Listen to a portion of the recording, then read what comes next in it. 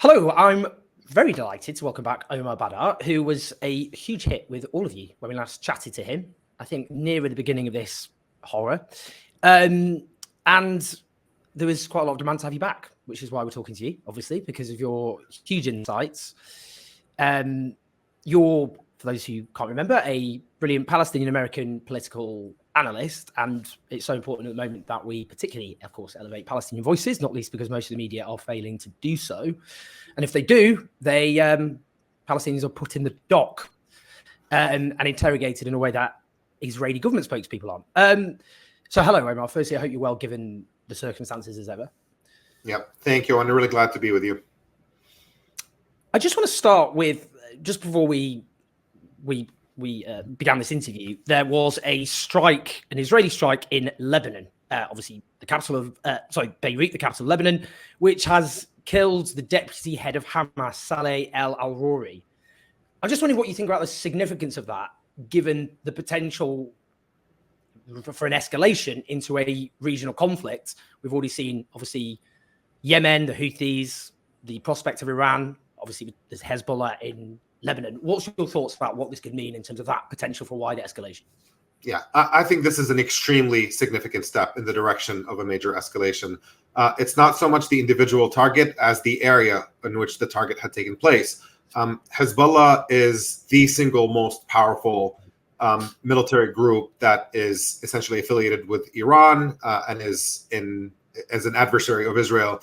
And they have long made it a red line, a declared one, based on the aftermath of the 2006 war, that if Israel ever touched either Beirut or even the southern suburb of Beirut, that Hezbollah would retaliate by targeting Tel Aviv. That was an infamous speech that Nasrallah had given at the time, and it really raised the bar. And frankly, since Israel has not dared touch Beirut or its southern suburb, understanding that this would lead to a very significant escalation. And it looks like at this point, Israel is moving in that direction of kind of saying, it's a game of chicken, and they've pushed the next pawn up and saying, your move. And it's an extremely dangerous situation because it sets us up for a chain of retaliations that very well could lead to a full-blown war. And a full-blown war between Hezbollah and Israel literally means thousands of dead Israelis and thousands of dead Lebanese. This is, in a weird way, we get accustomed to Palestinian death, as horrific as and disturbing as that is. But there is almost an understanding that Palestinians are, unable to defend themselves against a much more powerful adversary in Israel, an occupying force that is a military power, that is a nuclear power, being backed by the world's superpower. And Palestinians are largely a defenseless population, putting together whatever small weapons that they can get their hands on, but by no stretch able to inflict mass casualties in an all-out confrontation with Israel. That's not the case with Hezbollah. If Israel starts engaging in massive bombings in Lebanon that lead to thousands, if they try to do in Lebanon what they're currently doing in Gaza, Hezbollah has the capacity to respond, and we're looking at a prospect of an extremely significant regional escalation that will lead to untold levels of death and suffering.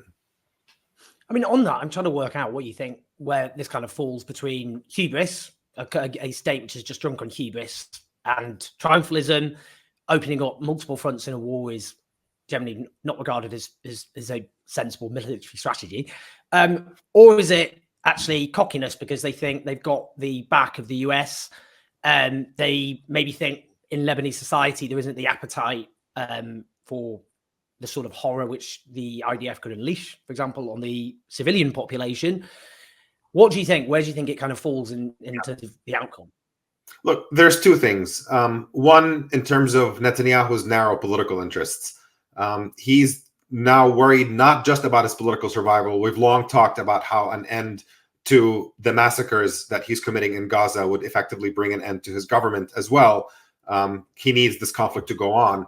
There's also a question of his personal legacy. He's invested in, desperate to spin victory out of the events that have unfolded starting on October 7th and since, and he can't achieve that victory. He's stuck in Gaza in a situation right now where The prospect of defeating Hamas seems extremely unlikely as a military outcome. He's now moving in the direction of just punishing the civilian population for the sake of punishing the civilian population and trying to get a victory out of that in the direction of obliterating Gaza's ability to sustain life and pushing Palestinians out of Gaza through ethnic cleansing. And he's opening up another front, I think, in order to deflect attention from what is unfolding there, that you create chaos on a scale so massive that the ethnic cleansing of Gaza becomes small news by comparison when you look at the major configuration that's taking place in the region. Strategically also, there's this question of Israel restoring its deterrence. Israeli strategic leaders believe that the entire state survives on the concept of deterrence, on the concept of its adversaries being too frightened to ever touch it. And frankly, they're engaging in this genocidal campaign in Gaza, believing that this is what's going to restore deterrence and scare everybody else from ever daring, to cross any lines or to mess with Israel, so to speak. And Hezbollah has responded in a way that is very, very different. Every single day for the past 3 months, Hezbollah has been engaging in skirmishes on the border with the Israeli military.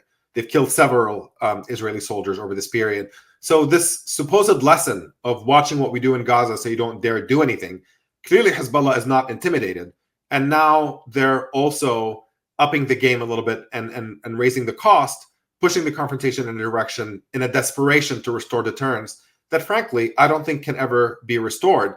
At this point, this sense of an Israeli military that is unbeatable and can carry out whatever it wants in the region and stomp whoever it wants and murder whoever it wants and flatten whatever cities it wants without a response is an era that is over. We are in a situation right now where people can respond. And in a way, this was inevitable. You know, we always talk about what happened on October 7th as some kind of tactical failure of intelligence or whatever. It's really a fundamental failure of common sense. Everybody who knows anything about anything with just elementary common sense understood that if you continue to behave in the region the way Israel behaves, if you continue to impose illegal occupation, land theft, war crimes, mass killing, siege, suffocation, as a standard operating procedure, is just the way that you behave, eventually people are going to respond and things are going to head in the direction of a confrontation. And I think this is exactly what we see currently unfolding, rather than Israel understanding that true security and peace comes through normalizing relations with your neighbors and allowing them to have a future for their children. It's been nothing but brute force and the idea that you have to keep them down and stomp on them in order to ensure your security. Unfortunately, that's how you ensure endless death and violence. In terms of the media framing of this death and violence, I mean, we're now, nearly approaching 3 months into this horror. And, you've got, on the one hand, the right-wing media who are just an extension of the comms department of the IDF. And then in the liberal media, there's this live debate. This is a war on Hamas, but is it proportionate or not? Maybe they're going too far. Let's agree to disagree. Either opinion's valid. Whilst Benjamin Netanyahu, unless he went on national television with a big neon sign over his head saying we're committing war crimes, ha, ha, ha, I don't really think he could be less subtle about it, to be honest. Yeah. So I'm just wondering what you think about the media framing versus the reality. Yeah, honestly, this is not too far from the description of effectively what is happening. It is borderline, we're committing war crimes, ha, ha, ha. That is, when you look at the statements of Israeli officials from the beginning of this, talking about starving all of Gaza and denying them water and electricity, they're quite open about the fact that they're engaged in a mass campaign that is targeting civilians. When you look at the documents that were revealed in that 972 magazine investigation, showing that the strategy is to essentially obliterate civil society as a way to create shock and despair among the civilian population.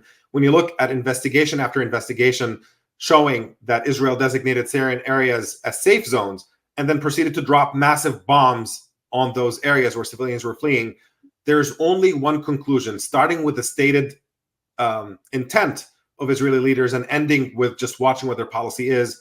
It is targeting civilians. It is the civilian population in Gaza are the intended targets of Israel's war. So anybody who tells you that Israel is engaged in a war against Hamas is effectively lying to you. They are engaged in a war against the civilian population in Gaza, knowing, again, that this war against Hamas is not going well at all. When you look at Hamas's ability to actually, exact many casualties among the Israeli military that is present in the Gaza Strip, things are not going well for the Israeli military on the Hamas war front. But they want to achieve victory at the expense of the civilian population. They want to spin a victory out of a defeat by simply obliterating Gaza and making it unlivable and forcing the population to basically move out. Again, this is extremely openly stated on virtually every single Israeli media outlet where officials are interviewed. Everybody's openly talking about the need to ethnically cleanse Gaza, something you would never know looking at American media, and I imagine Western media more broadly. It's just not part of the conversation. We're pretending there's this bizarre pretense, as if the media itself is gaslighting us, saying, don't look at what Israel's doing, don't believe what their leaders are saying. This is just a war against Hamas in which Palestinians are accidentally killed, and we can debate this proportionality question, when the reality is very, very different, and anybody who is paying attention closely enough can actually see that this is a war on the Palestinian civilian population that is, at minimum, a war of massacres and ethnic cleansing, and frankly, you couldn't even describe it as a war of genocide. I mean, on that, do you think, if, in a sense, to challenge even some who very much stand with the Palestinian people, there's not been a kind of shift in accordance with reality, in that many will say, well, this is a horrific campaign and they just don't care about civilian casualties. But actually, if you look at the actual facts, where you get just entire bloodlines wiped off the face of the earth, where, I mean, Israel kept making this constant comparison with the war on ISIS. And experts on that went and said, well, firstly, I mean, they were careless with killing civilians there, but there is a far, far, far, far higher level of civilian deaths in this campaign. And they've been various with other campaigns, far more damage than, for example, proportionately than, say, the Allied bombing of Germany in World War II in a much, much, much shorter space of time. Yeah. To say this isn't careless, this is deliberate killing of civilians to achieve a political goal, which is terrorism, obviously. Exactly. That is the textbook definition of terrorism. And by that definition, frankly, it sounds inflammatory to people who are not used to hearing it, but it is true that this is not a new policy for Israel. I mean, the scale of it is new. They've never engaged in it on a scale that large, but their policy has always been the targeting of civilian populations. That goes back for a very, very long time. Back in the 2006 war with Lebanon, now that we're looking at a prospect of another major confrontation with Lebanon, it's worth bringing up. Israel dropped more than 1 million cluster bombs all over villages throughout the south of Lebanon, prompting an Israeli commander at the time to say, it was quoted in Haaretz, saying what we did was insane and monstrous. Those are the words of the people who are engaging in that violence. It's basically confessions for these atrocities that they've committed. And that seems to be the only way Israel knows how to operate, frankly. I mean, they have a sophisticated special ops and Mossad agency that can carry out targeted assassinations here and there.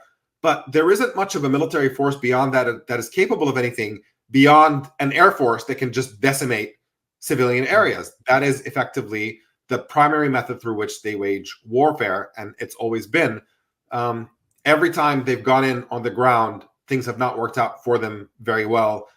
We're witnessing that in Gaza right now. We witnessed that in 2006 in Lebanon as well. They don't do well in combat on the ground. They're not prepared for a serious fight, and that's why they try to basically minimize their own casualties and rely on their air superiority just by devastating civilian populations as a way of exacting punishment for anybody who dares to challenge their occupation and apartheid. That is the way that they operate, and it really is worth pausing and thinking about for a minute whenever we talk about the starting point of this conflict or who started this and what happened. The starting point is an Israeli proposition to Palestinians that says, you will live under the boot of occupation forever without human rights, without the right to land. We can come and take whatever we want from you at any time we want. And you simply have no freedom. And you either accept this or you can leave. And anybody who chooses to fight back in any capacity, then you will be met with massacres on a scale that you can't imagine. That is the Israeli proposition. So even when you look back, we've had a media conversation actually a little bit earlier of somebody bringing up that comparison with Dresden, Germany, Japan. There were massive campaigns, but things ended up for the better, so to speak. at the end of it, that even though atrocities were committed, the final outcome is Japan and Germany are thriving now, and maybe that's a prospect for Gaza. And I don't accept that logic entirely. I think these atrocities are obviously not justified no matter what, but that's not Israel's prospect at the end of this. Israel is engaging in this violence to say, you have to live under the boot of our occupation forever. And the goal of this military campaign is to make you surrender to that vision in which you have no rights as long as you live in the Palestinian territories. And that's really untenable. And for those who think we're wearing tinfoil hats here, there was a doctrine called the Daher Doctrine, which, as you refer to, was coined in the 2006 war in Lebanon. And it was outlined by the former IDF Chief of Staff, Gadi Atzinkot, which is you basically bomb civilian areas and kill civilians in order to get them to put pressure on Hezbollah or, for example, Hamas. So it's, and there was 972 Mag in Israel had an Israeli Palestinian magazine had an investigation relying on military sources who made it clear that was clearly an action in Hamas, sorry, in Gaza. So I think it's really important to talk about. And just in terms of something else, in terms of, I guess, we're talking about hubris again, partly. In terms of just impunity, because normally when states engage in massive war crimes, they go to great lengths to cover them up, huge lengths. Yeah. They gaslight people, they cover things up. You can look at the Balkans as a good example of that. They weren't going around going, again, look at all the war crimes we're committing. They denied that, and completely, in fact, over and over again. But in the moment, it's not just that Israel aren't trying to cover up their war crimes, where you have genocidal language on a daily basis, basically coming from Israeli leaders and officials. This is the first war ever, as far as I can see, where an army is serving up war crimes as online fodder for public entertainment. So, for example, I just looked today as another. People talk about young people are being radicalized by TikTok. I think a lot of people are being radicalized by IDF content being posted on TikTok, and not in a good way for Israel. So, for example, just a bunch of IDF soldiers cackling as they in a Palestinian home, trashing around in it, and then they set it on fire. They're not pretending. They're not hiding their faces as they commit a war crime. You've burned down a civilian structure like that. That's a war crime. You don't need. It's not alleged. It just is. But it's a joke, and that only happens if you think you're just going to get away with anything. Otherwise, you would never do that. Yeah, and the problem is they're not wrong. The track record has been them getting away with everything, and so there's every reason for them to think in that direction. And it's partly due to American policy. American policy has always been that Israel is a country that is above the law and above rules, and they can do whatever they want without accountability. That is official American policy. In terms of any country that receives military funding from the US, there are rules on how you use that military equipment and how you spend it and this and that. In the case of Israel, it just comes with no strings attached. It's just unconditional funding. And when you had during the last presidential election, people on the Democratic side like Bernie Sanders and Elizabeth Warren floating the idea of conditioning military funding for Israel, Joe Biden was incensed and said funding for Israel can never be conditioned, that this is basically, it has to be military weapons without conditions. That is Biden's official policy. Same with one veto after another at the United Nations to shield Israel from any accountability. And we're seeing it again in terms of the International Criminal Court. There's always significant US pressure that comes to bear on any international institution that tries to hold Israel accountable for anything. And that has actually allowed Israel to drift in a more and more extreme direction, where, it's honestly quite tragic that young people in Israel are far more anti-Palestinian, that public opinion in Israel right now thinks that genocidal bombing and destruction of Gaza doesn't go far enough, that what the Israeli public actually wants is even more devastation. They don't think it's happening at a big enough scale.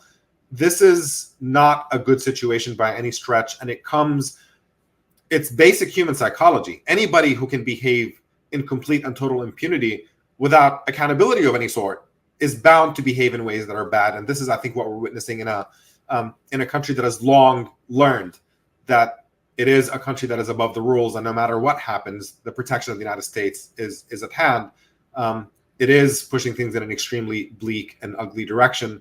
And it tells you that this course correction cannot happen internally on its own, that you're going to need unbearable external pressure to come down in order to force Israel to stop abusing Palestinians and insisting on a relationship of dominance over them.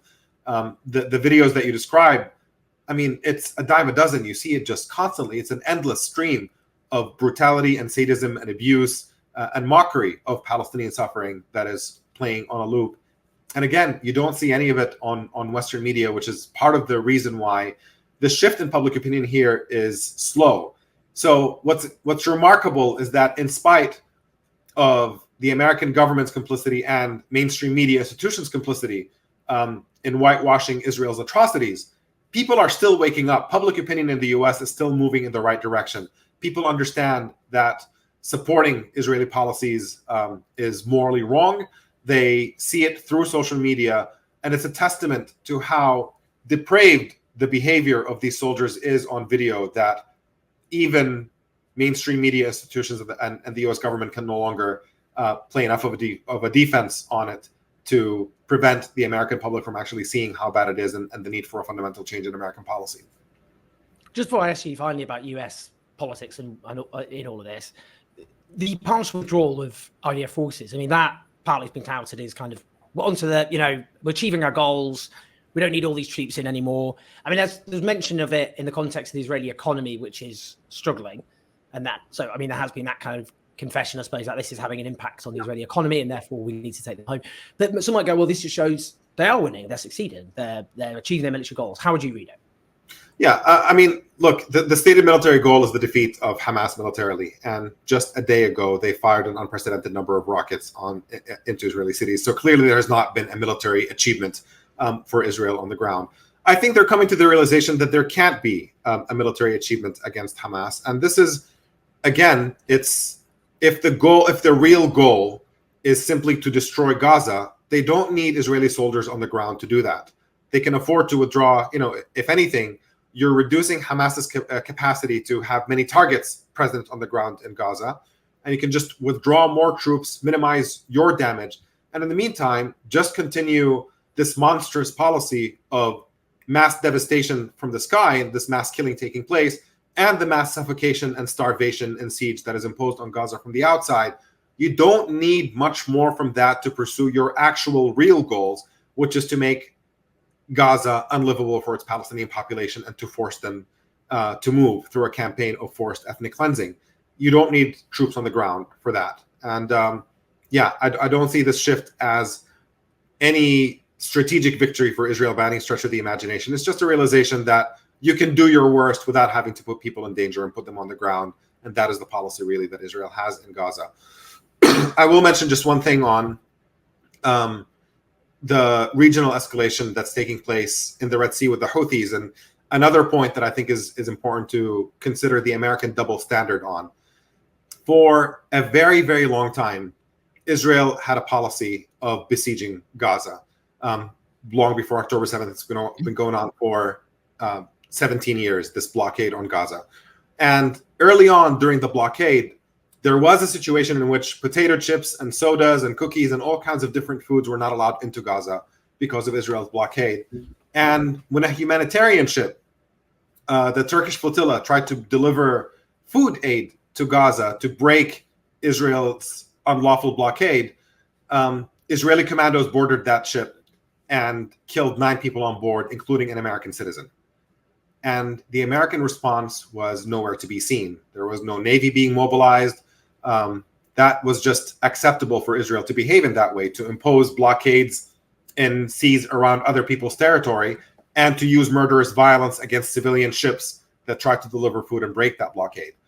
And yet, when the Houthis in Yemen tried to impose a blockade on Israel, while Israel is in the midst of committing a genocide in Gaza, if there was ever a justification for imposing a blockade, you'd think that would have to be one.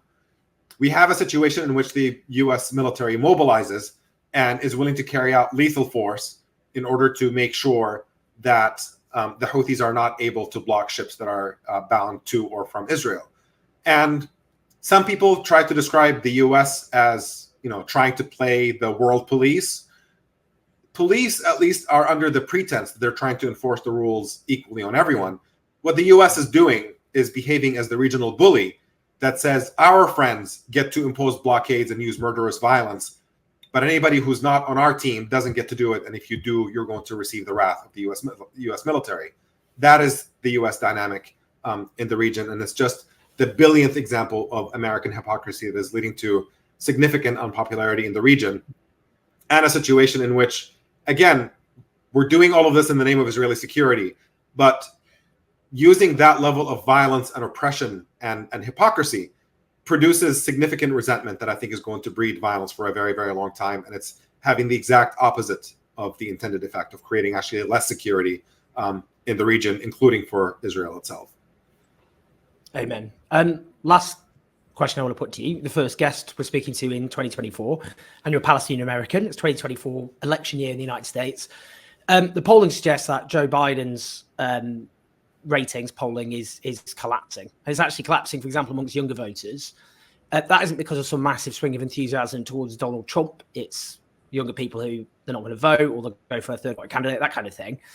I'm just wondering how you think this could play out. I mean, traditionally, the kind of narrative was, well, actually, foreign policy doesn't really have a big impact on how people vote.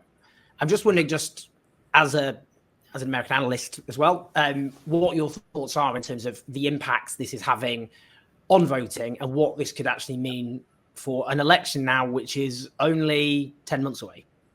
Yeah. No, honestly, the prospect of what happens in this election is extremely bleak. You have Joe Biden, who is enabling this genocide. Not only enabling, right? The demand is not for Biden to just do something to stop this. The demand is simply to stop participating in it. And what Biden is doing is not just insisting on continuing U.S. participation in this, but actually bending the rules and going around the American Congress in order to expedite weapons shipments to the Israeli military to carry out the slaughter. So the level of complicity is extremely high, and it does turn off younger voters. It is traditionally correct to say that American voters are not particularly concerned with American foreign policy, and that both administrations behave more or less the same anyway, so it doesn't really matter that much. We have a new generation that is much more globally minded, much more conscious of America's foreign policy sins, and understands that even though it was generally true to describe both parties as equally bad on foreign policy, something should have changed in the midst of genocidal violence on the scale that we're witnessing. This was supposed to be a moment. Israel has always wanted to drive Palestinians off of their land. Israeli politicians have many years been talking about this idea that the Nakba was a job incomplete and that we have to push Palestinians out. We understood that they could not do it because the world would not tolerate it. And surely that U.S. unconditional support would be at risk if they attempted something so horrific. And now we're witnessing that they are pushing in that direction. Violence is escalating significantly in the West Bank too, but also the genocidal violence in Gaza. That should have been the wake-up call for the U.S. administration to say, listen, we support Israel, but this is a step too far. And Biden has proven completely incapable of mustering any integrity or decency or moral courage to stand up and say enough is enough. And that does have very significant impact on young voters and people who don't want to be complicit in this kind of policy. Now, there is no pretense that any Republican is better. Frankly, every Republican is worse on nearly every issue, and particularly this one. Nikki Haley is far more, like right now it seems to be either Donald Trump, or if for whatever reason something happens and he's unable to clinch the Republican nomination, Nikki Haley seems to be poised as the person to take his spot. And both of them are extremely anti-Palestinian. In the case of Nikki Haley, even arguably more hawkish and more likely to engage in get the U.S. involved in even greater violence. And so we're looking at a set of options where the genocide enabler is the good guy, and from there it only gets worse. It's a really, really terrifying prospect for this election. It's not, I personally have always been an advocate of voting for the lesser of two evils, accepting the reality that we have to fight for a more progressive country, more moral positions in terms of policy, but you do that through advocacy every other day, except on election day, you have to vote for the lesser of two evils to minimize harm. I honestly don't think I can bring myself to do that this time.